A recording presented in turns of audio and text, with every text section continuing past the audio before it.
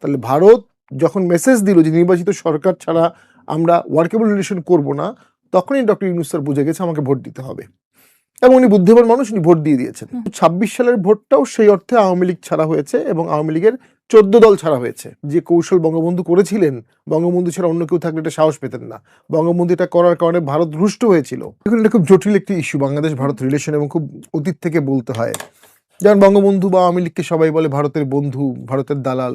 তো আমি কিন্তু স্বাধীনতার পরে বঙ্গবন্ধু যখন দেশে ব্যাক করলেন, উনি কিন্তু সরাসরি ভারতে আসলেন না, উনি কিন্তু অসংখ্য দেশ ঘুরে ঘুরে ঘুরে ভারতে আসলেন এবং ইন্দিরা গান্ধী সহ একটা ঐতিহাসিক ভাষণ দিলেন, এই রবি ঠাকুরের সে বিখ্যাত কবিতা যে আজকে বাঙালি মানুষ হয়েছে। আরেকটা কাজ করলেন, প্রথম দেখাতেই উনি ইন্দিরা গান্ধীকে বললেন যে আপনার সেনাবাহিনী আমার দেশ থেকে কবে যাবে।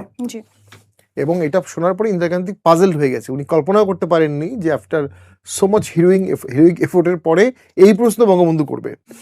তো এটা করে উনি বললেন আপনি যখন চান, এবং কিছুদিন পরে ভারতের আর্মি কিন্তু চলে গেল। এটা তো অসাধারণ একটা কাজ বঙ্গবন্ধু করেছিলেন। এরপরে বঙ্গবন্ধুর 72-এর পর থেকেই ফরেন পলিসির বহুমুখিতা, অর্থাৎ ভারত আমার বন্ধু আছে কিন্তু এর বাইরে আমার আমেরিকা লাগবে, আমার রাশিয়া লাগবে, মিডল ইস্ট লাগবে, এবং পাকিস্তানে আটকে পড়া বাঙালিদের ফিরিয়ে আনার যে কৌশল বঙ্গবন্ধু করেছিলেন, বঙ্গবন্ধু ছাড়া অন্য কেউ থাকলে এটা সাহস পেতেন না। বঙ্গবন্ধু এটা করার কারণে ভারত রুষ্ট হয়েছিল, বাংলাদেশের অনেক মুক্তিযোদ্ধা রুষ্ট হয়েছিল, আপনি পাকিস্তানে যাচ্ছেন কেন? কিন্তু উনি কেন গিয়েছিলেন? ওই পাকিস্তানে আটকে পড়া বাঙালিদের ফিরিয়ে আনার জন্য। আরেকটা কি, ওয়াইসি বলেছিল যে তুমি পাকিস্তানের সাথে রিলেশন যদি ঠিক না করো তাহলে ওয়াইসির মেম্বারশিপ দেবো না। আর সৌদি আরব তো আমাদেরকে অনেক পরে স্বীকৃতি দিয়েছে। গোলাম আজম তখন সারা পৃথিবী ক্যাম্পেইন করতো যেন বাংলাদেশ স্বীকৃতি না পায়, এবং তখন কাদের মোল্লা সহ আর অনেকেই কিন্তু পাকিস্তানেই ছিল, ওরা কিন্তু বঙ্গবন্ধু হত্যার পরে ফিরে আসছে। বঙ্গবন্ধু হত্যার পরে পাকিস্তান একটা অফিসিয়াল রেকর্ডে এটা বলেওছে দুই পাকিস্তান আবার এক হওয়ার সম্ভাবনা দেখা গেছে, কিন্তু সেই সময় জিয়াউর রহমান বা অন্য যারা ছিলেন তারা কখনোই ওইটা চিন্তা করেন, দুই পাকিস্তান এক হওয়ার কোনো পরিকল্পনা কখনোই তাদের ছিল না। জিয়া নিজেও মুক্তিযোদ্ধা ছিলেন। এখন যে পরিস্থিতিতে বাংলাদেশ আসছে, বিএনপির ভারতের প্রতি রাগ থাকতে পারে। 14 সালের ইলেকশনটা একতরফা হয়েছে, এটা বিএনপি মনে করে এখানে ভারতের ভূমিকা আছে। 18 সালের ভোটটা ইনক্লুসিভ হয়েছে, ফেয়ার হয়নি, এখানে ভারতের কিছু করার ছিল বলে মনে হয় না। এটা বাংলাদেশের প্রশাসন, বাংলাদেশের অ্যাডমিনিস্ট্রেশন করেছে, বাংলাদেশের আওয়ামী লীগ করেছে, এবং ভারত চায় না সবাই সে গভর্নমেন্টের সাথে কাজ করেছে। 24 সালের ভোটটাও একতরফা হয়েছে, কিন্তু 26 সালের ভোটটাও সেই অর্থে আওয়ামী লীগ ছাড়া হয়েছে এবং আওয়ামী লীগের 14 দল ছাড়া হয়েছে। ভারত যদি 26 সালের এই সরকারকে স্বীকৃতি না দিত, অভিনন্দন না জানাতো, তাহলে বিএনপি বলতে পারতো ভারত সম্পূর্ণ একটা দল নিয়ে বাংলাদেশকে চিন্তা করে। এখন যেটা বোঝা যাচ্ছে না, ভারত বাংলাদেশকে নিয়েই চিন্তা করে, এবং সেখানে হাদি বা শেখ হাসিনা এই ফ্যাক্টরের উপর দুটি দেশের সম্পর্ক নির্ভর করতে পারে না। দুটি দেশের সম্পর্ক অনেক বিস্তৃত। নাহিদ সাহেব যদি এটা বলতেন ভারত থেকে ডিজেল নিব না এই দুটো শর্ত না হলে, এটা তো বলতে পারবেন না। কিন্তু ভারত থেকে মরিচ নিব না এটা বলতে পারবে না, পেঁয়াজ নেব না এটা বলতে পারবে না, ভিসা বন্ধ করে দেন যাবো না এটা বলতে পারবে না, ক্যান্সার রুগীকে বলতে পারবে না ভারত যেন না, শেখ হাসিনাকে ফেরত না দেওয়া পর্যন্ত ক্যান্সার রুগী কেমো নেবে না। যে পরিমাণ ক্যান্সার রুগী ভারতে কেমো নেয়, ওই পরিমাণ কেমো দেওয়ার ক্ষমতা বাংলাদেশের নাই। কোয়ালিটি কেমোর কথা আমি বাদ দিলাম, জাস্ট বেসিক কেমো। আরো যেগুলো advance, liver transplant, heart, kidney transplant, এগুলো তো অনেক অ্যাডভান্স বিষয়, এগুলো একদিনে করাও যাবে না। আপনি $1 ট্রিলিয়ন দিলেও 2-4-5 বছর পারবেন না। পেশাদারিত্বও নাই, সেই লাইন আপটাও নেই, নার্স থেকে শুরু করে সে ওষুধের। তো ওই সাধারণ মানুষের কথাগুলো চিন্তা না করে কেউ যদি বলে দিল্লি না ঢাকা 7 সিস্টার উড়িয়ে দিব, ক্যালকাটা হেঁটে হেঁটে গ্রহণ করব, ওটা হচ্ছে একটা ভ্যাসেল স্টেট করার পায়তারা ছিল। ভারতের সাথে যুদ্ধ লাগানোর চেষ্টা করেছে, ভারতকে যুদ্ধে প্রভোগ করেছে ইউনূস আমলে, কিন্তু ভারত সেই যুদ্ধে প্রভোকেশনে সে পা দেয়নি।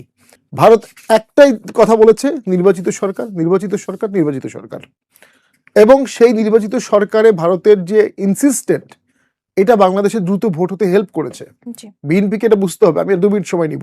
বিএনপিকে এটা বুঝতে হবে, ভারত যদি ইউনূস সরকারকে মেনে নিত, মনে নিত, ওয়ার্কেবল রিলেশন করতো, উঠা বসা করতো, ট্রেড করতো, ট্রিটি করতো, বাংলাদেশে 5 বছরে ভোট হতো না, 5 বছর 10 বছর হতে পারতো। তাহলে ভারত যখন মেসেজ দিল যে নির্বাচিত সরকার ছাড়া আমরা ওয়ার্কেবল রিলেশন করব না, তখনই ডক্টর ইউনূস স্যার বুঝে গেছে আমাকে ভোট দিতে হবে, এবং উনি বুদ্ধিমান মানুষ, উনি ভোট দিয়ে দিয়েছেন।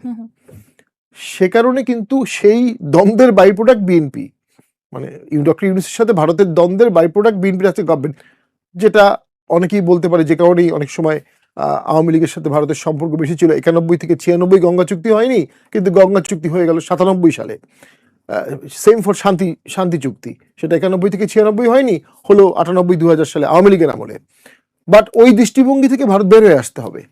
ভারতকে এখন বাংলাদেশের মানুষের সাথে আত্মিক সম্পর্ক করতে হবে, এবং সেই জন্য সে বিএনপির সাথে কাজ করতে চায়, আন্তরিক অভিনন্দন জানিয়েছে, রেড গালিচা দেবে। এখন এই ইনভাইটেশনটাকে আপনি শর্ত দিয়ে বেঁধে ফেললেন, আপনি তো দেশের $1 ট্রিলিয়ন ক্ষতি করতে যাচ্ছেন। আমি আমি আমি বিনয়ের সাথে বলবো, দেশের $1 ট্রিলিয়ন ক্ষতি করতে যাচ্ছেন, এবং দেশের দ্রব্যমূল্যের দাম বৃদ্ধি করতে যাচ্ছেন। দেশের জব কাট হবে, কারণ যখন বিদেশিরা বাংলাদেশে ইনভেস্ট করবে, যখন সে দেখবে যে বাংলাদেশের সাথে ভারতের যাতায়াত সম্পর্ক নাই প্রাইম মিনিস্টার লেভেলে, আমি এখানে কি ইনভেস্ট করব? আমি ইনভেস্ট করব এখানে, আমার প্রোডাক্ট একটা আনতে হবে ভায়া দিল্লি হয়ে, দিল্লি বন্ধ করে দিলে আমার কি হবে? ক্যালকাটা বন্ধ করে দিলে কি হবে? যারা ফরেন ইনভেস্টর তারা তো রিজনাল পলিটিক্সটাও দেখবে। সেইখানে আমি মনে করি নতুন সরকারের অঢেল টাকা তো সরকারের নাই, আসবেও না, এবং সামনের দিকে ট্যাক্স এবং ভ্যাট এমনভাবে চাপানো হবে, মানুষকে নির্যাতন করা হবে, এটা আমরা আমাদের চোখের সামনে দেখছি। এই সরকারের সামনে খুব সহজ দুটো সমাধান ছিল, একটা হচ্ছে রাজনৈতিক সহাবস্থান, ওইখানে আপনি শর্ত দিতে পারেন এই শর্তে সহাবস্থান হবে, আরেকটা হচ্ছে ভারত যেহেতু আগ্রহী, ভারতের সাথে সুসম্পর্ক করে ফেলা। এই দুটো করতে আপনার একটি পয়সাও খরচ হতো না, কিন্তু আপনি পলিটিক্যালি ইকোনমিক্যালি দেশটাকে এক লাফে অনেক দূর আগায় নিতে পারতেন। মাননীয় প্রধানমন্ত্রী দ্বিধাদ্বন্দ্বে পড়ে গেছেন, তার কারণ হচ্ছে তার একদিকে জামাত এনসিপি, আবার নিজের দলের একটা ফ্র্যাকশন। উনি হয়তো এখানে ভাবছেন যে তার নিজের ইমেজ বা জনপ্রিয়তা বা চিপ পপুলারিটিতে ফাটা পড়তে পারে। চিপ পপুলারিটিতে দেশ কেউ চালাতে পারবে না। জিয়াউর রহমানও সস্তা পপুলারিটিতে দেশ চালাননি। উনি ভারত গিয়েছিলেন, আওয়ামী লীগ রিভাইভ করেছেন, জামাতও রিভাইভ করেছেন। হ্যাঁ, উনি কঠোরভাবে দেশ চালিয়েছিলেন, এবং যেখানে দরকার নিষ্ঠুরও হয়েছিলেন ফর গুড কজ। তো উনি কিন্তু দেশ চালাতে কখনো হেজিটেট করেননি কোনো ডিসিশন নিতে। আমি মনে করি অবশ্যই ভারতের সাথে যে বরফ গলেছে, ভারত যে বরফ গলিয়ে দিয়েছে, এটাকে আপনি আবার জমাট বাঁধাবেন না, কারণ জমাট বাঁধালে ভারতের বিভিন্ন দিক থেকে আমাদের ডিস্টার্ব করার সুযোগ আছে, এবং সেটা আমরা বুঝবো না ভারত করছে, কিন্তু আমরা অনুভব করব। এই দেখেন মায়ানমারে কালকে বলেছে 10 সংখ্যক রোহিঙ্গা নাকি বাঙালি। এই যে মায়ানমার বললো রোহিঙ্গারা বাঙালি, পৃথিবীর কোন দেশ আমাদেরকে এটাকে সাপোর্ট করে করিয়ে দিবে? পশ্চিমবঙ্গতে বাংলা ভাষায় কথা এটাই, রোহিঙ্গাদের বাঙালি বলছে মানে তারা রোহিঙ্গা নিবে না। তো এই জিনিসগুলোকে ব্রডার পার্সপেক্টিভে দেখে, যখন নাইবারের সাথে আপনার ওয়ার্কেবল রিলেশন থাকবে, তখন আপনি অন্য সমস্যাগুলো সমাধান করতে পারবেন। যখন থাকবে না, তখন অন্য সমস্যাগুলো দানব আকার ধারণ করবে।